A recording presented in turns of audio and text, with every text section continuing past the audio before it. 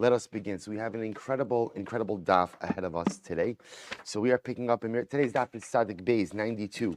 So we are picking up in Mirza Hashem on Tzadik Aleph Amud Beis at the two dots. So we left off a little bit before the Mishnah at Tanu Rabbanon, right across from Tosus Shema Yedaktigu. So it's a really incredible Gemara today. So it says the Gemara Tanu Rabbanon Pesach Matzu Umarer Berishon Chova. So the Brisa says Pesach Matzah and Marer on the first, what we call Pesach Rishon, is obligatory. Mikan ve'ilach rishos, but from here on in, it is optional. Says the Gemara. Well, what are we talking about? Rabbi Shimon Omer, ba'anoshim chavu, ba'anoshim rishos. Rabbi Shimon says, for men it's obligatory, for women it's optional. So ahi akai. We'll say, so what are we referring to over here? Ilei ma'a Pesach. If you want to say ultimately again that when Rabbi Shimon says for men it's obligatory, for women it's optional, it's referring to Pesach, Carbon Pesach. So Pesach kol shiva mi'ika. So we'll say there's no such thing as Carbon Pesach being obligatory all 7 days of Yom Tiv. Elo amatzu u'morer. Perhaps it's referring to matzah and morer. Here is the problem. Ema seifa, Rabbi Shimon Omer, ba'anoshim chova u'b'noshim rishus. When Rabbi Shimon says that for men it's obligatory and for women it's optional, so the Gemara says, Leslie, the Rabbi Shimon, Hadam Rabbi Elazar, Noshim Chayavos Bachilas Matzah, Devar Torah. Does Rabbi Shimon not subscribe to the idea? I will say, as much as we had a discussion in yesterday's daf regarding Carbon Pesach, but everyone will agree that women are obligated for Matzah. After all, the pasuk says, Shnei Amar, Lo Sochal Alav Chametz, Shivas Yomim Tochal Alav Matzos. The pasuk says, you shall not eat chametz for 7 days, you shall eat matzah. Now the fact that we juxtapose the prohibition of chametz to the obligation of matzah teaches us a very important yesod. Kol sheyeshno bebal tochal chametz, yeshno bekum echol matzah. Whoever has a prohibition to consume chametz has an obligation to go ahead and consume matzah. V'hani noshim, hol v'yeshno batochal chametz, yeshnon bekum echol matzah. And these women, since they have a prohibition to go, since they are bound by the prohibition to consume or against consuming chametz, they have an obligation to consume matzah. So rather, what is the Brisa referring to? Ela ima Pesach matzu mora berishon chova mikan ve'ilech rishos. So rather, again, what the Brisa means to say is like this: Pesach matzah and mora are obligatory ultimately again on Pesach Rishon. Mikan ve'ilach already on the first day of Yom Tiv. Mikan ve'ilach rishos. But from there on in, it is a rishos. So the Gemara says, Rabbi Shimon Omer, Pesach ba'nashim chova, b'nashim rishos. And Rabbi Shimon disagrees when it comes to Carbon Pesach. And he will say that when it comes to Carbon Pesach, halacha l'maisa, it's obligatory for women. But ultimately again, it is optional for, it is obligatory for men, but optional for women. Good. So let's say that's the Brisa. So that closes out that particular sugya. Says the Mishnah. But so now we're going to continue a little bit on the previous sugya as well, which was the notion of, well, let's see. So remember, we spoke about, in yesterday's daf, we saw the concept that someone who is unable to technically eat at the time of shchita, Rabbi Shor mentioned to me after the shiur, remember when we speak about shchita, right, somebody who's fit or not fit, there's not shchita, really what we're looking for is zrika, right? Because remember, again, it's zrika which actually makes the carbon. But so when I say shchita, really in this context, referring to shchita / zrika. So halacha l'maisa, we're introduced to the concept that even someone who's not fit to go ahead and consume the carbon at the time of shchita / zrika, but will be fit that night, can be part of the chabura. So continuing a little bit along this theme, the Mishnah says as follows. The Mishnah says, Onein tovel va'ochel is pischol erev, avalo bekachim. So what's an interesting case here, an onein. So remember again, the onein is the individual who has lost one of the 7 relatives for whom he is obligated to mourn. So an onein goes to the mikvah. Now, I will say this is actually quite an interesting halacha. The midrabanon, we say that an onein cannot partake of kachim and of Carbon Pesach until he first goes to the mikvah. Now, remember, this is interesting because this is true even if he did not come in contact with the corpse, right? Halacha l'maisa. So we'll see this in the Gemara. So onein tova va'ochel es pischol erev. So an onein. So we'll say. So remember again the context here. The onein is the individual who lost a relative. What we discussed already in yesterday's daf is that technically speaking, and this is the opinion that the Mishnah is going by, Aninus Doraisa only applies for the day of death. That night, he's still an Onein Midrabanan. But what we're going to see is we suspend rabbinic Aninus so as to allow him to partake of the Karban Pesach. However, before the Onein can partake of the Karban Pesach, he must first go to the mikvah. However, lo bekachim. But I will say this would not apply by kachim. So what this means is, for example, as follows: that halacha l'maisa, Ruvain loses his father on erev Pesach.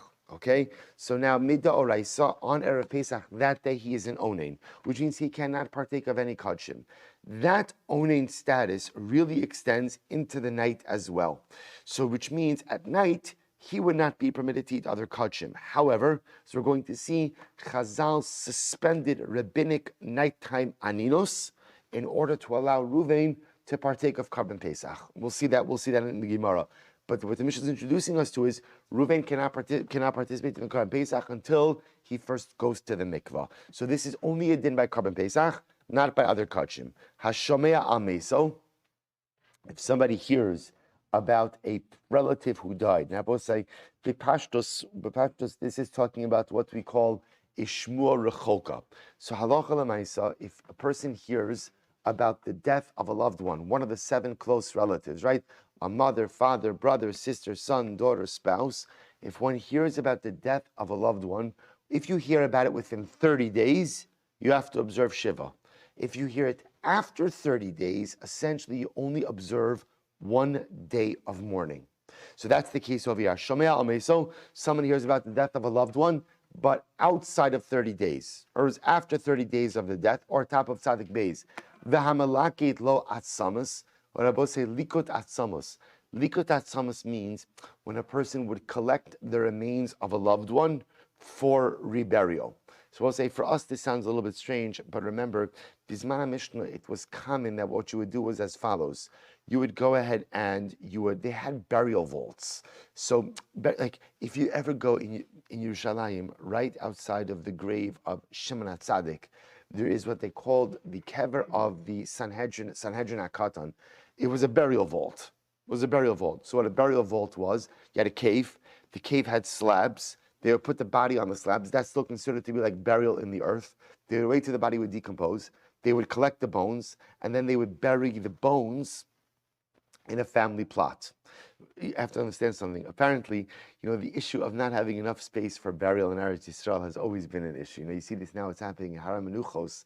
They're starting to build, buildings, underground vaults. So what they would do is they would collect bones, because obviously you need a lot less space to bury bones than you need to bury a body.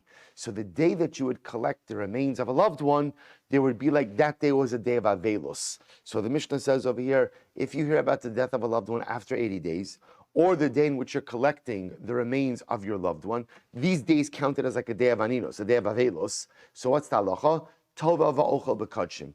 That night, you would go to the mikvah, and that night you would be permitted to partake of karbanos. Gershon is Sky Erev Pesach. Let's listen to this case. What happens if someone converts on Erev Pesach? So such a fascinating case. Right? You would tell the guy, just wait 7 days. Right? Just wait 7 days. Right? Life is much easier, right? But anyway, the ger wants to go ahead and convert Erev Pesach. So Beis Shammai omrim tova va'ochel es pischol la'erev. So Beis Shammai says, no problem. He finishes his gerus on Erev Pesach. Tovel, we make him go to the mikveh, and he can eat Karban Pesach that night. Now both say, what I want to point out is when Beis Shammai says Tovel, that's not the tefillah for gerus. Right? Obviously, he already did his tefillah for gerus. Beis Shammai is saying he does another tefillah, goes to the mikveh, and could eat Karban Pesach that night. So the Gemara says, however, Beis Hillel says, no, haporish mina arla, keporish mina kever. Not true. That on the day, assuming that his bris milah happened that day on Erev Pesach, one who goes out and separates from his arla, which means one who undergoes a bris milah, it's as if literally he's had contact with a corpse, and halacha l'maisi actually has to wait like tumas meis 7 full days. So both say, interestingly enough, according to Beis Shammai, a person who converts on Erev Pesach, he just needs to go to the mikvah. He can eat Karban Pesach that night. But according to Beis Hillel, a person who converts on Erev Pesach, in fact, can't partake of Karban Pesach that day, or that night for that matter. Will have to wait until next year, ultimately to partake of Karban Pesach. So, or I shouldn't say that, or potentially Pesach Sheni, if he converted Erev Pesach. So let's analyze the cases. Says the Gemara. So let's go to the first case. First case was the Onain case, right? So remember again, just to clarify, Reuven loses his father on Erev Shabbos. So remember again, that day he is an Onain. That day he's an Onain. Technically speaking, again, so the Mishnah said that all Reuven needs to do is that day he goes to the mikvah, and that night he could partake of Karban Pesach. My taima, what's the reason for this? Kasavra aninos delayla dirabanan. Because the Tanakama of the Mishnah holds that nighttime aninos is dirabanan. In other words, midoraisa, the status of aninos is only the yom hamisa, only the day of death. Although midrabanan, we will perpetuate aninos up until kvura, that is only midrabanan. The Gemara says v'gabe Pesach lo ha'emidu divrei b'makom kares. However, by Karban Pesach, where failure to do so results in a din of kares, essentially the Rabbanon suspended their halacha. And the Rabbanon said, we will suspend aninos dalayla so as to allow the individual to offer up Karban Pesach. Gabe kodshim ha'emidu divreihem b'makom asay. However, again, Abu is saying, so when it comes to Karban Pesach, where failure to do so results in kares, Chazal will suspend their aninos dirabanan. But when it comes to other karbanos, where failure to consume it is only an asay, Chazal kept their aninos dirabanan intact. That's why halacha lemaisa, if on the night of Pesach the individual will be an onin midirabanan, Chazal suspended their aninos dirabanan, go to the mikvah, and you can go ahead and consume your Karban Pesach. Hashomea al meso. So also remember again, the next case was if someone hears about a loved one who died after 30 days. So that's pretty much the same case as aninos. What the Gemara is intrigued by is the case of Malaket Atzamas, that if I go to collect the bones of a relative for reburial, so the Mishnah says, no problem, just go to the mikvah and you can eat Karban Pesach that night. So what are you talking about? Malaket Atzamos, Haboy Hazar Shlishi Ushvi. People say, if you gather bones, then you've contracted Tumas Meis. If you contract Tumas Meis, there's a 7-day purification process with sprinkling of the paraduma on days 3 and 7. So how can you just go to the mikvah and consume Karban Pesach that night? Rather, the Gemara says, Ema sheliktu lo atzamos. No. What it means is, I didn't gather the bones myself, but rather I had someone else do it. So we'll say, interestingly enough, if you are having the remains of one of the 7 close relatives gathered and reinterred, you have the status of an ava. It's almost like you have Shiva that day, the day of Likot Atzamas. So therefore, again, halacha l'maisa, whether aninos of the day or avelos of that day, all you need to do is go to the mikvah and ultimately can consume Karban Pesach that night. But say what is interesting to note over here is this notion of having to go to the mikvah in order to leave the status of aninos or avelos and to consume Karban Pesach that night. Good. That's a din d'Rabbanan that you have to go to the mikvah. Good. Gershin is kayer. So we'll say now we come to the case of a person who converted. So remember, a person converts on Erev Pesach. So here we have a machlokes. So Beis Hillel says, if you convert and have bris milah on Erev Pesach, that's like your tamei tumas meis, 7-day tumah. Beis Shammai says, no, if you convert on Erev Pesach, all you need to do is go to the mikvah, and you can eat Karban Pesach that night. So we'll say, let's analyze. Amar Rabba bar bar Chana, Amar Rabbi Yochanan. Machlokes ba'aral nochri. The machlokes, Rabbosai, is when a non-Jew is converting. The Beis Hillel Savri, listen to this, Rabbosai. So why does so let's analyze this for just a moment. So Joe the guy is converting, right? So he goes in and he converts on Erev Pesach. Now he becomes a Jew. So Beis Hillel says that a porish mina arla, removal of the foreskin, removal of the arla, is like coming in contact with a mace, which means now that the ger is now going to be tamei for 7 days. Where does that come from? Right? What is that? What is it? From where do we ever see that somehow bris milah is the equivalent of tumas meis? So we'll say, now watch this. Says the Gemara, it's a gzeira. The Beis Hillel savri gzeira shema yitma l'shana haba. So we'll say, what is Beis Hillel concerned about? Beis Hillel is concerned about the following situation. That maybe next year, now remember, by next year already, the Gentile is a full-fledged Jew. right? So Pesach, so let's just our timeline.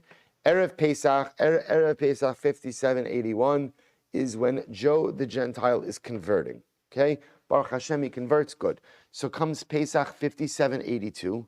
Now Joe is Yosef, he's a full-fledged Jew. So what are we concerned about? The Beis Hillel Savri, Gezeru Shema Yitma L'Shana Haba.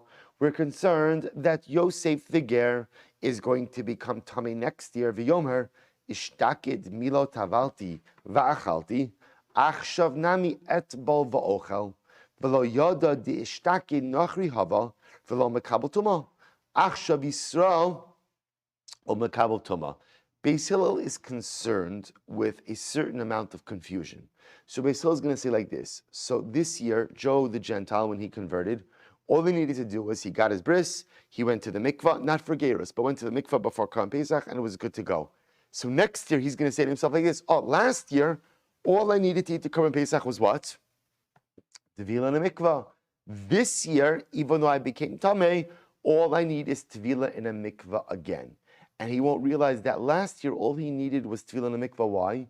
Because he was a Gentile, and therefore in his Gentile state, even if he came in contact with a corpse, halacha l'maisa, a Gentile is not subject to the laws of Tumantara. So all he needed was Tevila, and ultimately he was good to go. Masha'in kain, again, once he's a Jew, if he comes in contact with Tuma, halacha l'maisa, he might require, if his corpse Tumah, 7 days.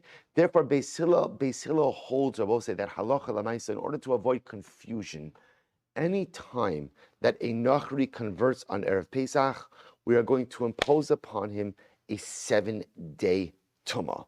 That way he becomes sensitive to halachos of Tuman Tara and knows that next year, should he become Tamei, he'll recognize that he can't just go to the mikvah and eat Korban Pesach, but rather, again, there is a real Tara process. However, Aval Orel Yisrael, Divrei Hakol Tovel Va'ochel Es Pischo La'erev, V'lo Gazminon Ari Yisrael Mishum Aral Nachri.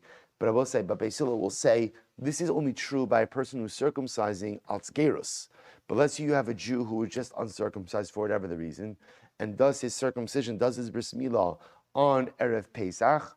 Even Beis Hillel would agree in that case, all he needs to do is go to the mikvah, and you're good to go. So we'll say, so Beis Hillel's concern is that with the person who converts on Erev Pesach, and we say, if you tell him all you need to do is go to the mikvah, and then you could eat Korban Pesach, he's going to think that in general, all you need to do in order to go ahead and eat Korban Pesach, even if you were in a state of Tumah, is to go ahead and what? Go to the mikvah. So we'll say, so just to illustrate where this case comes up, let's say in this case with the Ger, before he converted, that day Erev Pesach, he went to a levaya, he went to a funeral on Erev Pesach morning. And then what happens? Now he goes there and he converts. He goes to the mikveh Korban Pesach. He's going to say, now it comes next year, he goes to a levaya again on Erev Pesach. So he's going to say to himself, oh, you know what? Last year, I went to the levaya on Erev Pesach, and all I needed to do in order to eat Korban Pesach was what? Go to the mikvah. So this year, all I need to do is go to the mikvah, and I can eat Korban Pesach as well. And he's not going to realize that what's the distinction. Last year, when he went to the levaya, what was his status? He was a nachri. He was a Gentile. So therefore, again, there's no tumantara. So when he went to the mikvah, that was enough. This year, he's a Jew. And as a Jew, he is subject to the laws of tumantara, and going to the mikvah for a tumas mace exposure is not enough.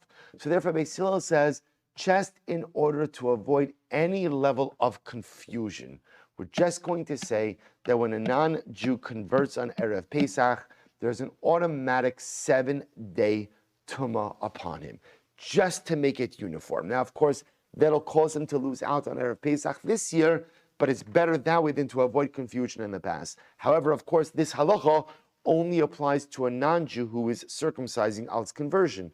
But lemaisa, if you have an uncircumcised Jew who does bris milah on Erev Pesach, everyone will agree that all he has to do is go to the mikvah and he can eat Korban Pesach. So the Gemara Satan Nachri that supports this.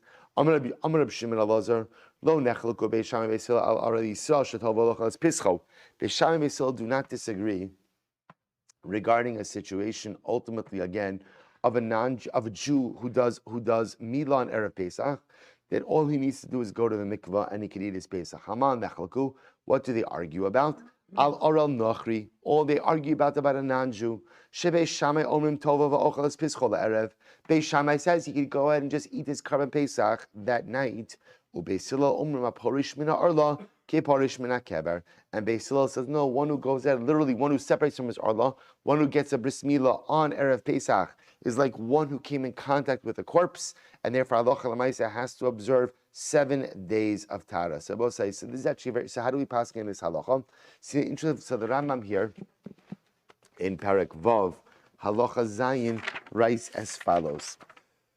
So the Rambam says, Yisrael orel shemal be'erev Pesach, if a Jew did bris milah on erev Pesach, shochten alav achar shemal. So the halacha is, you can go ahead, he could eat that night. Aval gershin iskayr b'yomar basar, umal v'taval, ein shochten alav, shena ochal le'erev, v'hariu kiporish min hakeber, shetzarech shiva yomim v'achar kach yitar. Gzeira shema yitma gerzet. So we'll say so again. So halacha l'maisa, the Rambam goes on and explains that essentially we pass like Beis Hillel. This is actually quite fascinating. So if you have a non-Jew who converts on Erev Pesach, we would not allow him to eat Karban Pesach that night. So we'll say why? Because again, out of concern that now the ger will think all you need to do to remedy tumah for Karban Pesach purposes is tefillah in a mikvah, and whereas tefillah in a mikvah works for certain types of tumah, it will not work for tumas mei. So in order to avoid any kind of confusion, if he converts on Erev Pesach, essentially we go ahead and impose upon him a 7-day tumah. So we'll say, again, the Rambam goes on, but quite a fascinating halacha. So we pass him like Beis Hillel. So the Gemara goes weiter. So we'll say, this brings up an interesting discussion. Amar Rava. So Rava says, Orel hazo'ah v'zemo. So we'll say the case of Orel, which is the case we just mentioned, Hazah, the case of sprinkling of the ashes of the paraduma, and izemel, which is the knife from Milah, he'amidu divreihem b'makom kares. So both say, what the Gemara is going to point out now is quite a fascinating dynamic. You know, sometimes, so you see over here that Chazal keep their gezeras in place, and sometimes they lift them, right? So isn't it interesting? We just spoke about before, for example, in Onain. Right, in Onain, so we just said midda oraisa, on the day of death, a person has a biblical status of aninos, and Chazal extended that status into the night. So, for example, Reuven loses his father on Sunday day. So halacha l'maisa, he's in Onain that day. Technically speaking, that night there's no more aninos, which means he should be able to eat karbanos. Yet midrabanon, we extend his aninos into Sunday night, and he can't eat karbanos. But if Reuven loses his father on Erev Pesach, the status of Aninos is on Erev Pesach, but yet that night, we will suspend his rabbinic Aninos so that he has the ability to eat the Karban Pesach. So you see, sometimes Chazal suspend their halachas, yet we just saw in the case of the ger who converts on Erev Pesach, that's what? Chazal goes there to say he's tameh at night, and therefore he can't eat Karban Pesach. So now Rav is coming along and saying it's interesting. Sometimes Chazal keep their gzeros in place, sometimes they lift their gzeros. So for example, Orel hazoi zemel, in the case of Orel, sprinkling of the ashes of paraduma, and Milah knife, hamidu divreim. Chazal kept their halachas in place. Again, we'll discuss each of these cases. So the Gemara says, hamidu divreim b'makom kares. Chazal went ahead and kept their halachas in place, even in a situation where ultimately there is kares. We'll define what that means in just a moment. Onain mitzora ubeis hapras, but in the case of Onain, mitzora and beis hapras, we'll discuss all these cases as well. Halacha l'maisa lo hamidu divrei makom kares.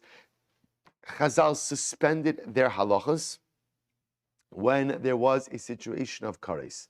So we'll say, what does this mean? Let's go through the cases. So Orel hada amar. So we'll say Orel, that's the case we just mentioned, right? What's the halacha of Orel? Namely, again, that if a non-Jew converts on Erev Pesach, we essentially go ahead and impose upon him a 7-day tumah. But we'll say, even though what? Even though now, as a result of that rabbinic 7-day tumah, he will not be able to do Karban Pesach.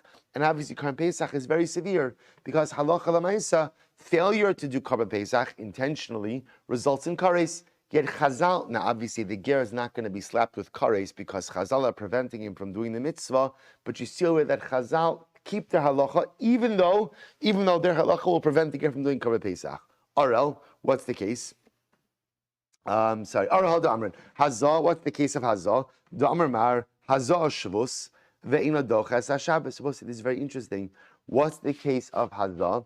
So both sides, remember, a person who contracts corpse tuma is sprinkled with the ashes of para aduma on day 3 and day 7 of their 7-day purification process. I will say, let's say, for example, day 7 comes out on Shabbos. On Shabbos, both say, so let's say, for example, and let's say that Shabbos is Erev Pesach.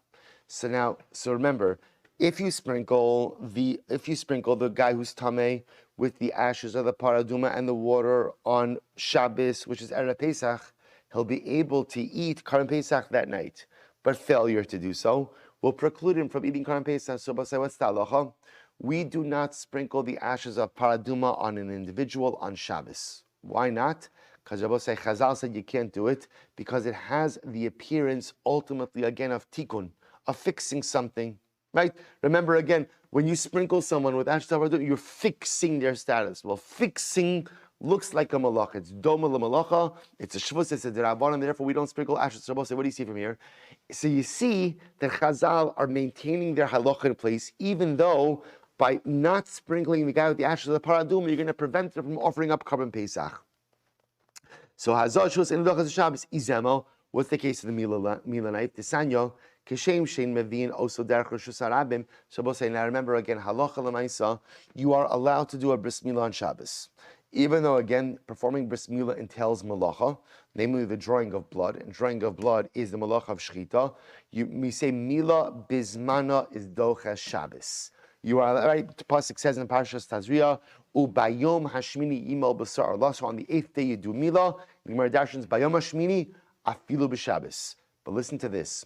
What about carrying the knife? Let's say the Moal forgot to bring the knife to the shul before Shabbos, or to the house before Shabbos. So we'll say, what's the halacha? The Brisa says, "Kishem shein mevin also derech rishus harabim." The same way that you can't carry a knife through rishus harabim on Shabbos. Now both say, that I understand. I understand they can't carry a knife. Why? Because carrying a knife in Rosh Hashanah will be what? Will be what? A malacha d'oraisa. But not only that, kach in mavin also derech gagos, the derech hatzeros, the derech karfifos. So both say, remember again, we remember from our Masechah Shabbos days, that remember, there is a way to carry an item without transgressing any biblical law.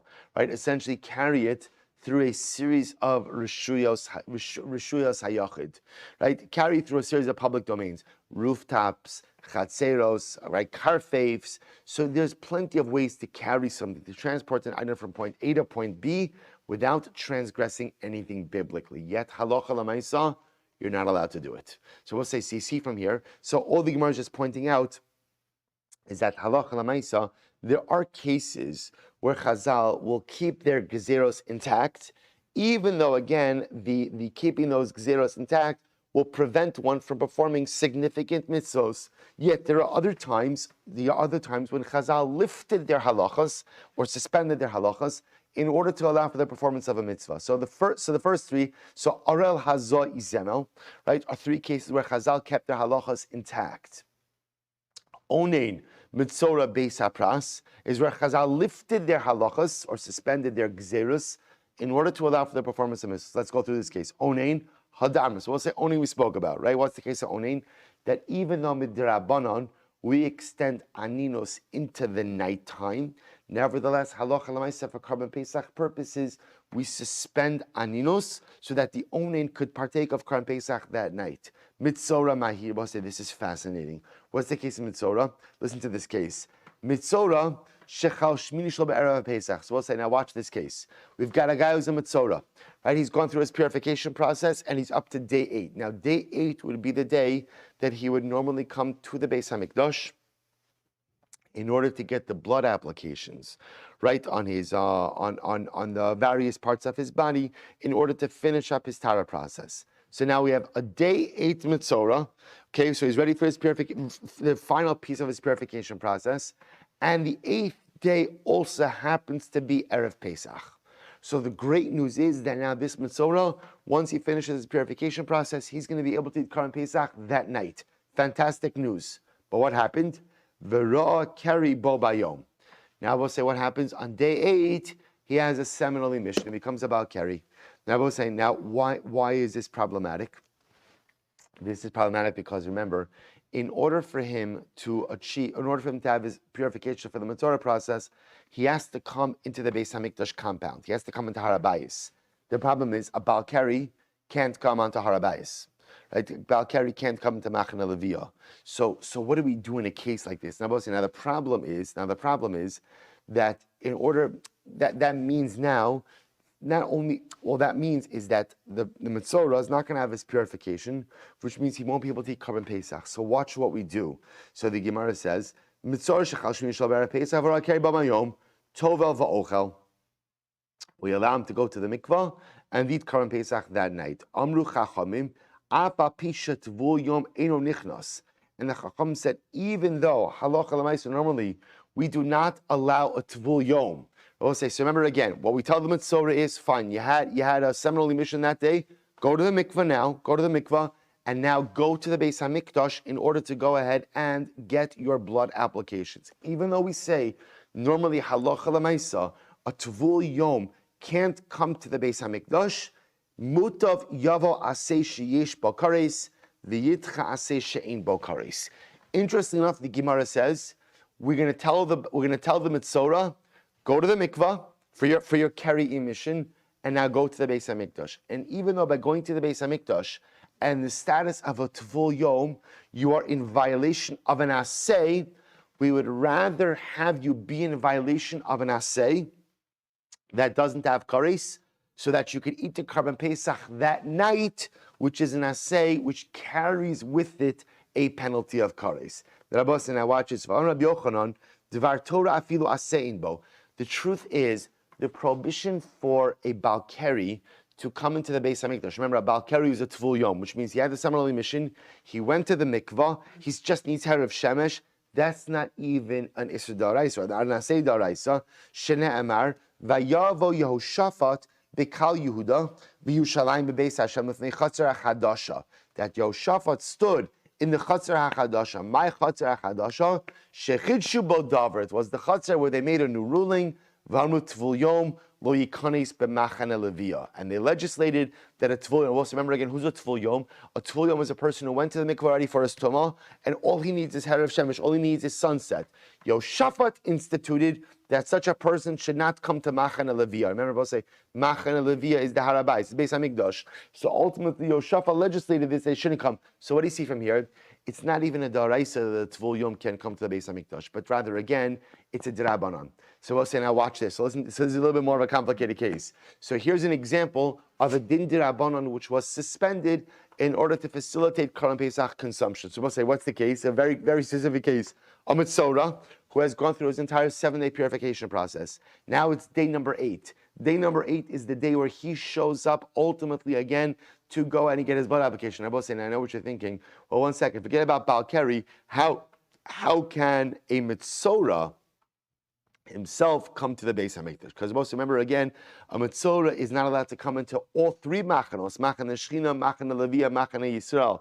So remember again, after he's undergone his 7 days of purification, he could come into Machane Yisrael. And remember, Rashi points out, we're not going to do it inside, but Rashi points out, he stands by Shar Nikanor. Shar Nikanor was the eastern gate, and we just had this a few days ago. The width of that gate was not sanctified. So he stands in the width of that gate, which is not sanctified with Kedushas HaMikdash. The Kohen comes to him and does the blood applications. Fine. This Metzorah case is very specific, because what happens? He's now gone through a 7-day purification process. It's day 8. He's able to show up in the Beis HaMikdash to get his blood applications and then be done with his saras. Great news. Day 8 for him is also Erev Pesach. Fantastic. So then he's going to have his Korban Pesach. What happens? Day number 8, Erev Pesach, he becomes a Balkari. Under normal circumstances, what's the status of a Balkari? We say go to the mikvah, but you can't come to the mikdash until when? Until when? That night. That night, you have Harav Shemesh. So it turns out that din, that a Balkari cannot come into Machane Leviyah, is a din d'Rabanan. And when it turns out that the keri status is preventing an 8th day Metzorah from completing his purification process, we will suspend that din d'Rabanan so that the Metzorah could show up get his blood application, become tahar, and ultimately again eat Karban Pesach that night. So another example. So we'll say again, we're just contrasting categories. Sometimes Chazal say our legislation remains in place, even though that will preclude you from eating the Karban Pesach, and other times they lift it. Last case, Beis HaPras, we'll say last line, Tzadik Beis Amud Aleph. Incredible. Beis HaPras, we'll say, so we know the case of Beis HaPras. Beis HaPras is a field in which we know for sure there was a grave. But what happened? The field was plowed over, and now the location of the grave is unknown. So the status, of course, so what happens if you go through a Beis HaPras? So watch this. This not Beis HaPras, this not V'shavin Beis Shammai or Beis Hillel. Beis Shammai and Beis Hillel both agree that what? Amud Beis. Shebotkin la'osei Pesach, vein botkin la'ochli truma. Both say this is a great case. So we'll say that Halacha says as follows. If a person needs to cross that field in order to go ahead and do their Karban Pesach, botkin, we allow the person to traverse that field in order to go ahead and eat his Karban Pesach. We'll discuss what this means in just a moment. However, halacha l'maisa, if you need to cross that field to eat your truma, we'll say what it means is we allow a person to essentially traverse that field through checking the field in order to be able to eat his Karban Pesach. But we will not allow the individual to go through that field, to traverse that field in order to eat truma. So what does that mean? For truma, we say find a different way around.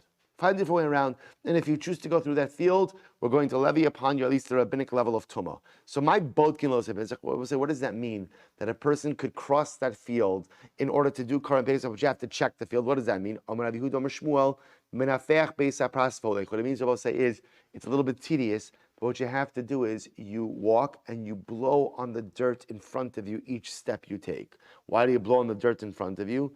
Because this way, if there's any bone fragment there, if you blow on the earth, you could scatter the dust. You'll see if there's bone. So it takes a little while to get across the field, but lamaisa, there's a way to do it. So I'll say what it means is, for Karban Pesach, we will allow you to navigate the Beis HaPras if that's the best way for you to get to your Karban Pesach. But let's say for Truma, for other Karban, or for other Kadshim, we'll tell you find a different route. And if you choose to go through a Beis HaPras, you will be rabbinically tamei.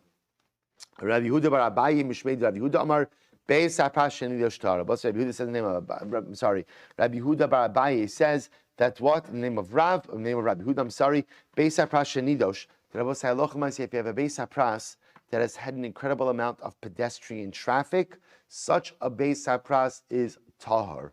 Why? Because halacha l'maisa, since there are so many people who ultimately went ahead and walked through it, we assume that any bone fragments have been totally scattered out of the normative path, and therefore halacha l'maisa, one would be permitted to go ahead and walk through it while still maintaining tahara. So therefore, we'll say, we see in really, really incredible cases, we see that there are 3 instances where Chazal said our legislation will remain in place, even though, again, halacha l'maisa, that legislation will prevent me from eating Karban Pesach, and 3 other cases where Chazal chose to suspend their legislation in order to facilitate Karban Pesach participation. Incredible. Hadron halachi, obviously, there's a lot more written about why Chazal choose to keep their halachas intact in certain circumstances, but choose in other times to suspend their halachas, but that's part of a bigger discussion. Hadron halachi, Mazel tov. Mazel tov, mazel tov. Incredible. Incredible.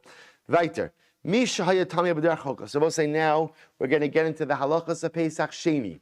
So remember again, the Torah, when it speaks about Pesach Sheni, speaks about a person who was tamei or b'derech rechoka, someone who was unable to go ahead and someone who was unable to offer a Pesach Rishon, either because he was ritually impure or he was just too far away. So Misha hayat tamei or b'derech rechoka v'lo asa es harishon, someone who was tamei or too far away. We'll have to define what too far away means, and therefore did not perform Pesach Rishon. Yaseh es hasheni. Ultimately, again, could go ahead and fulfill his obligation with Pesach Sheni. Shagag o ne'enas v'lo asa es harishon. Similarly, if a person was shogeg, inadvertently failed to perform Pesach Rishon, or ne'enas, there was an extenuating circumstance which prevented him from offering a Pesach Rishon, v'lo asa Rishon, yaseh es hasheni. So I will say, so really what the Mishnah is saying is like this. Pretty much, any case of shogeg or ones, any case where just for some reason accidentally you didn't perform Pesach Rishon, or ones, there was an extenuating circumstance, you have the ability to utilize Pesach Sheni. Well, if that's the case, Imkain, Lama Ne'amar Tame or B'derech Rechoka. So we'll say if that's the case, why don't you just be a bit more explicit on this? Why not just say, if you are an Ones or a Shogeg, you get to utilize Pesach Sheni? Why does the Torah have to say Tame or Derech Rechoka? She'elu P'tur Meikares ve'elu Chayavim Meikares. What it means is these are patur from kares, i.e. Tame and Derech Rechoka, but others are chayiv in kares. So we'll say we'll have to, Rashi points out, the Gemara will have to define what exactly that phrase means. So we'll say, let's analyze. Itmar. So we'll say, now we come to a very interesting, so we'll say, now this is the sugya Pesach Sheni. Say Itmar, listen to this interesting Gemara. We'll say, what about the following situation? Let's say I am b'derech rechoka, right? So I'm too far away, so to speak. And what happens? So we'll say, which means that right now, where I am geographically, it is impossible for me to get to Yerushalayim in time to do the shechita for the Pesach. Impossible. But listen to this. Halacha l'maisa, it's possible for me to get there Pesach night in order to eat the karban.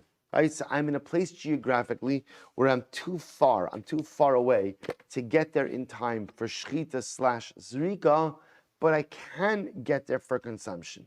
But the rest of the members of my mishpacha are there, and they're more than happy to shecht on my behalf. What's the halacha in such a situation? Look at Rashi. Shachtu v'zarko alav. It's the first Rashi in the Gemara section Rashi, right across in Tosas Mi. Shachtu v'zarko alav. Ula erev yavo. So I can't get there by day, but I can get there at night. Umikol malka b'derech rechokahu she'einu yochel likanis b'shas shchita dahainu kol sheish shos ashkes achama. So we'll say right now I'm in a. So remember the case of derech rechoka means that's supposed to say the case of derech rechoka means I can't get there in time to shech the Karban Pesach. So I can't get there before Shkia, before sunset of Erev Pesach, but I can get there sometime on Pesach night in order to actually consume the Karban Pesach. So we'll say, here's the Shaila. My Chabura, my family, is in Yerushalayim. I'm too far. I won't get there before Yom Tov starts, but I can get there by Seder night. If they shecht on my behalf, including me, I'll show up, I'll be there in time for consumption, but cannot be there in time for shechita. Does that work? Does that work? Can I be part of their chabura for Pesach Rishon? Or do we say that because there is no way for me to get there during the time of shechita, by definition what?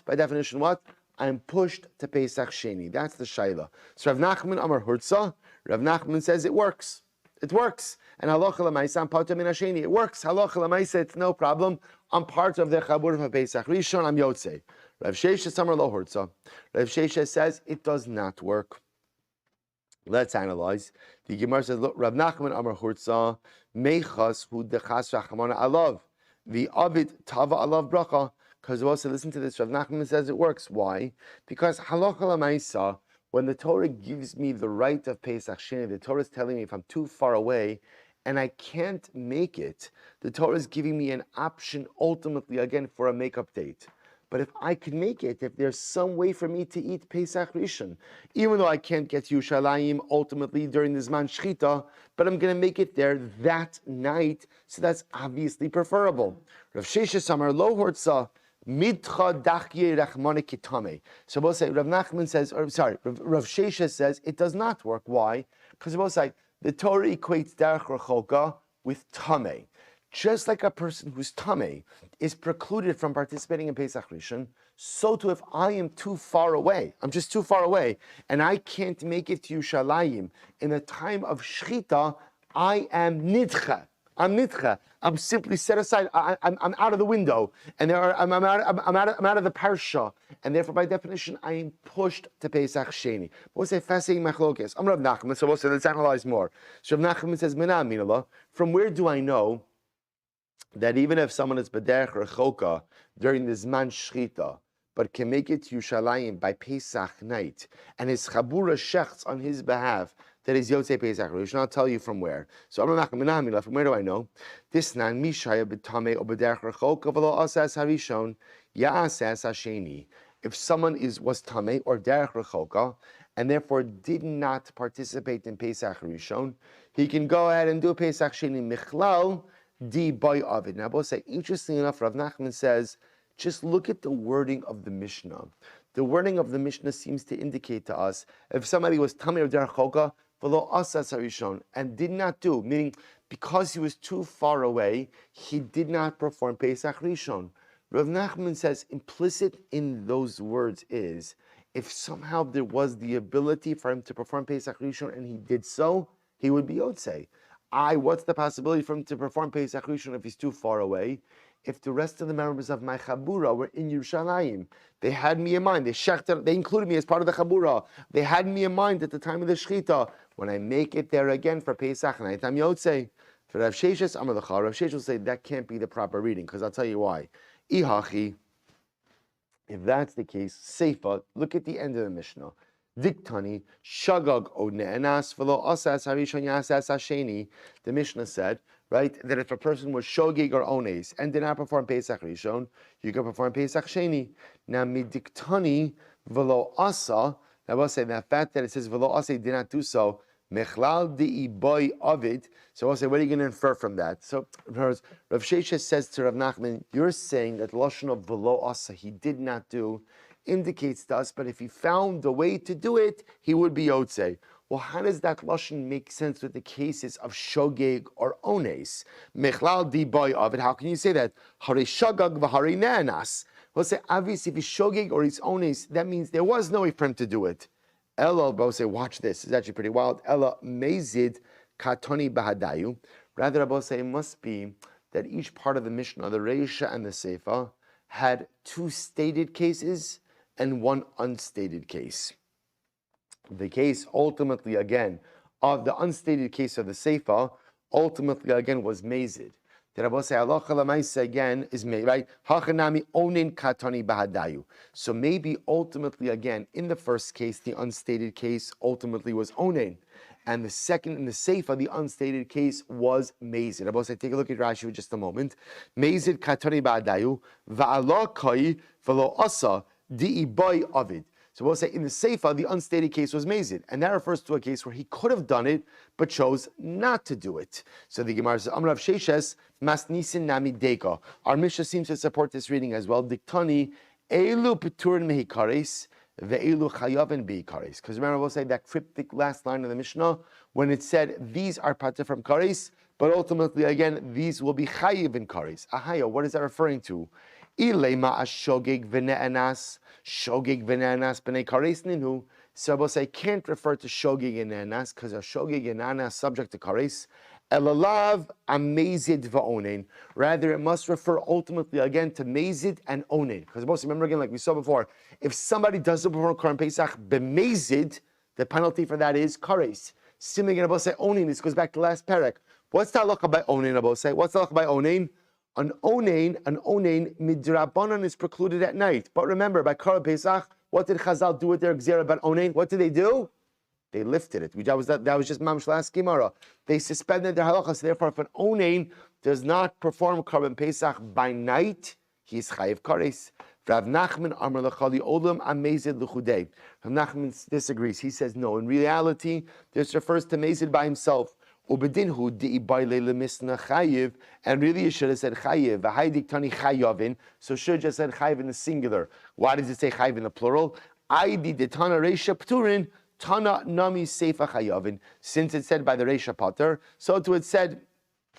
Since it's said by the Reisha P'turin plural, so to it's said by the Seifa Chayav in plural as well. Even though Rav Nachman will say that Halacha L'Mais is only really one case of Chiyuv Kares, i.e. the case of Mezid. So we'll say fine. So Amr Sheish, so Rav Sheish, where do I know my Shita from? So we'll say, remember again, we're remaining laser focused over here.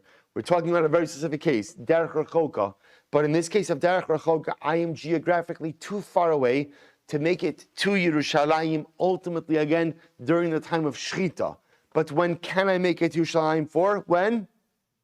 At night for Achila. So the Shaila is now, if my Mishpacha is in Yerushalayim, can they have me in mind to be part of the Chabura? Even though again I can't make it in time for Shechita, but can make it in time ultimately again at night to eat. So remember again, Rav Nachman says it works. It works. I'm part of the Chabura. I don't have to do Pesach Sheni. Rav Sheshes says it does not work. So says Rav Sheshes, Amar Rav Sheshes mina minallah. So Rav Sheshes says, from where do I know that halacha l'maisa does not work? Low word, so listen to this. Tisanya, Rabbi Akiva Omer, Ne'amar Tameh v'ne'amar b'derech rechoka. It says Tameh and it says b'derech rechoka. Rabbi says the Torah lumps these two things together. Top of Tzadik Gimel. Ma Tameh. Shesipik biyado lasos ve'ino oseh. So both say, technically speaking, a person who's tamei, does he have the physical wherewithal, the physical ability to perform the karban? And the answer is yes. What's preventing him from performing the karban? What's preventing him? His status. So ma tamei shesipik biyado lasos ve'ino oseh. Technically speaking, he has the physical ability to do so, but he can't do it because of his status. Af derech rechoka. So to Rabbi said the case of Derech Rechoka ultimately again could be a case where what? Where Allah he has the ability to do so. Where does he have the ability to perform the Karban Pesach if he's B'derech Rechoka? So how could that happen? That's our case. Where my mishpacha is in Yerushalayim. They could shecht on my behalf. And I could get there at night on time to go ahead and shecht. So both say, so remember, but yet what? It will not work. So we'll say, so again, this is Rav Sheshes. Rav Sheshes is the one who says this case does not work. And Rav Sheshes, it doesn't work based on the idea, the fact that the Torah equates Tameh and Derech Rechoka. Just like Tameh is a person who has the physical wherewithal to offer up the karban, but his status prevents him from doing so, so to Derech Rechoka refers to even someone who is too far away bisman shchita, but has mishpacha who could shecht on his behalf, make him part of the chabura, and he'll get there in time to eat that night. But yet halacha l'maisa, the Torah prevents him from doing so. If you can't make it there bisman shchita, that is called derech rechoka, and you are pushed to Pesach Sheni. Rav Nachman, so Rabbi says that this is Rav Sheshes' shita. So Sheshes Rabbi understands. This is why the Torah, this is based on Rabbi Akiva. Rabbi Akiva's drasha. Tameh and Derech Rechoka are in the same boat. And just as Tameh has the physical wherewithal to perform the karban, but his status prevents him, so too, even if you're B'derech Rechoka and you have the physical wherewithal. What's the case of physical wherewithal? Where the other members of your Chabura are in Yerushalayim, Bisman Shchita. They could shecht on your behalf, include you as part of the Chabura, and you'll make it there in time for nighttime.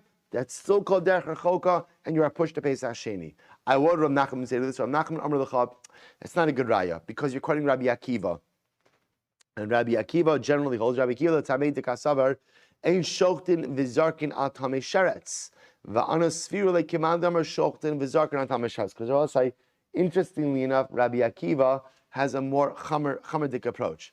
Rabbi Akiva holds that if someone is Tamei Tumas Sheretz on Erev Pesach, you cannot include them as part of the Chabura. Even though what Rabbi say, what's the status of Tumas Sheretz? Right? How does Tumas Sheretz work? Tumas Sheretz, right? All you need is to go to the mikveh that day, and that night you are mutter. But say everyone else holds that if a person is Tamei with Tumas Sheretz on Erev Pesach, so even though technically speaking he can't eat to the karban now, but we know he could eat to the karban that night. Everyone else holds he can be part of the chabura, because even though he's precluded now, all he needs to go is the mikvah by day, and at night he'll be fit. Rabbi Akiva holds that someone who's Tamei Tumas Sheretz can't be part of the chabura. So Rabbi Akiva is more machmir in general about these things. Apparently Rabbi Akiva holds that in order to really be part of a chabura for Karban Pesach, what has to happen? You have to be 100% fit and present at the Zman Shchita. V'haraya, even someone who's Tamei Tumas Sheretz, according to Rabbi Akiva, can't be part of a chabura. And Rav Nachman will say, we don't paskin that way. We don't paskin that way. We paskin that even if you can't be present bisman shchita, but we know for sure you're going to be good to go that night, that's good enough. So someone who's Tamei Tumas Sheretz can go to the mikveh by day, participate as part of the chabura at night. Similarly, Rav Nachman will say, someone who was b'derech rechoka on Erev Pesach, but can make it to Yerushalayim ultimately again by night, ultimately can be included as part of the chabura. So I both say, so we end off with this yesodistic fundamental machlokes. So remember, the kind of like the paradigmatic case of derech rechoka is what? or you're just too far away. You can't make it to Yerushalayim at all, at any time, even by the night of Pesach. That's the paradigmatic case of Derech Rechoka. The Machlokes case is, I'm far away enough that I can't make it to Yerushalayim ultimately when? On Erev Pesach Bizman Shchita. But what if I can make it by the night of the Seder? Can I be included as part of a Chabura or not?